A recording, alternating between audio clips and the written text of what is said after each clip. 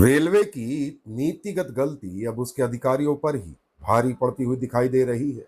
हालत यह है कि भोपाल मंडल के डीआरएम तक को अदालत और नोटिसों के चक्कर लगाने पड़ रहे हैं। सुनने में यह बात अजीब लग सकती है, लेकिन मामला बिल्कुल वास्तविक है। साल 2022 में स्वच्छता और पर्यावरण संरक्षण के लिए सम्मानित होने वाला भोपाल रेलवे स्टेशन आज गंदगी, बदबू और अव्यवस्थित कचरा प्रबंधन की समस्या से जूझ रहा है। यात्रियों को इसी माहौल में सफर करना पड़ रहा है और कचरे का समुचित निस्तारण न होने से पर्यावरण भी प्रभावित हो रहा है। इसी मुद्दे को लेकर एनजीटी में एक याचिका विचाराधीन है। एनजीटी के निर्देश पर मध्य प्रदेश प्रदूषण नियंत्रण बोर्ड ने भोपाल स्टेशन का निरीक्षण किया। निरीक्षण के दौरान भोपाल मंडल के डीआरएम पंकज त्यागी सहित रेलवे के अन्य अधिकारी भी मौजूद रहे। यह पहला मौका नहीं, इससे पहले भी प्रदूषण नियंत्रण बोर्ड ने भोपाल रेलवे स्टेशन का निरीक्षण किया है और रेलवे को नोटिस तक जारी कर चुका है। उस नोटिस में स्टेशन की सफाई व्यवस्था और कचरा प्रबंधन पर गंभीर सवाल उठाए गए थे। एक तरफ प्रधानमंत्री स्वच्छता अभियान की बात करते हैं, तो वहीं दूसरी तरफ देश के प्रमुख स्टेशनों में गंदगी और अव्यवस्थित कचरा प्रबंधन की तस्वीरें सामने आती हैं। ऐसे में सवाल उठना स्वाभाविक है कि आखिर समस्या की जड़ है क्या। असल वजह रेलवे की साल 2021 में बदली गई सफाई नीति बताई जा रही है। पहले सफाई के टेंडर न्यूनतम सफाई कर्मियों की निर्धारित संख्या के आधार पर यानी मैन पावर बेसिस जारी होते थे। भोपाल स्टेशन पर तब प्रतिदिन लगभग 120 से 130 सफाई कर्मचारी काम करते थे, जिससे स्टेशन की सफाई समय पर हो जाती थी। लेकिन उसके बाद रेलवे ने नीतिगत बदलाव किया। नई व्यवस्था में न्यूनतम सफाई कर्मियों यानी मैन पावर बेस्ड टेंडर की बजाय आउटकम बेसिस यानी न्यूनतम कर्मियों की संख्या की शर्त हटा दी। अब टेंडर केवल सफाई का कार्य के लिए होने लगे या ठेकेदार पर छोड़ दिया गया कि वह कितने कर्मचारी लगाएगा, यानी आउटकम बेसिस। परिणाम सामने है, ठेकेदार ने वर्तमान में लगभग 40 सफाई कर्मी ही लगाए और इतने बड़े भोपाल स्टेशन की सफाई व्यवस्था प्रभावित हो गई। यानी एक नीतिगत बदलाव का असर सीधे यात्रियों पर पड़ा।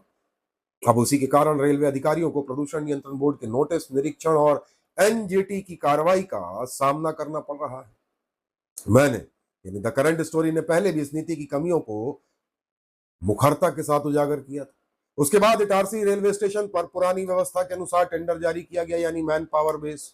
वहां सफाई कर्मचारियों की संख्या जो 50 के आसपास थी, उसको बढ़ाकर लगभग 175 के आसपास कर दिया गया और इसी टेंडर के बाद वहां पर सफाई के सकारात्मक परिणाम देखने को मिले। स्टेशन की सफाई व्यवस्था पहले की तुलना में बेहतर हुई है। तत्कालीन महाप्रबंधक पश्चिम मध्य रेलवे शोभना बंदोपाध्याय ने इटारसी में इस नीतिगत बदलाव को अनुमति दी थी। साथ ही उन्होंने यह भी कहा था कि यदि इसके परिणाम सकारात्मक यानी अच्छे मिलते हैं तो यही मॉडल यानी नीतिगत बदलाव भोपाल सहित अन्य स्टेशनों पर भी लागू किया जा सकता है। हमारे सूत्रों का कहना है कि भोपाल मंडल ने इस दिशा में अपेक्षित गंभीरता नहीं दिखाई। यही कारण है कि भोपाल जैसे महत्वपूर्ण स्टेशन पर सफाई व्यवस्था और कचरे का वैज्ञानिक निस्तारण आज भी चुनौती बना हुआ है।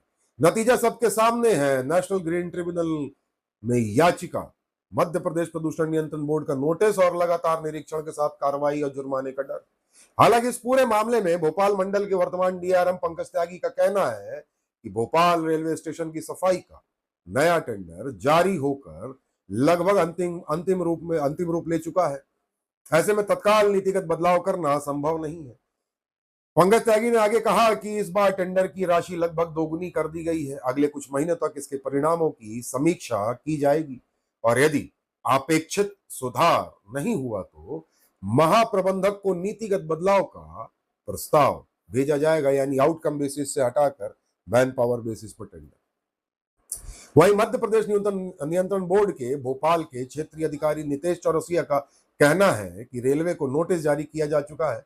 यदि भविष्य में भी स्थिति में सुधार नहीं होता है तो नियमानुसार आगे की कार्रवाई की जाएगी और एनजीटी के समक्ष वास्तु स्थिति की रिपोर्ट भी प्रस्तुत की जाएगी। अब सबसे बड़ा सवाल यही है, यदि इटारसी में पुरानी व्यवस्था लागू करने से सफाई व्यवस्था सुधर सकती है तो भोपाल जैसे A1 श्रेणी के स्टेशन पर वही मॉडल लागू करने में आखिर देरी क्यों हो रही है? क्या रेलवे अपनी नीति पर पुनर्विचार करेगा या फिर अधिकारी यूं ही नोटिसों और अदालतों के चक्कर लगाते रहेंगे?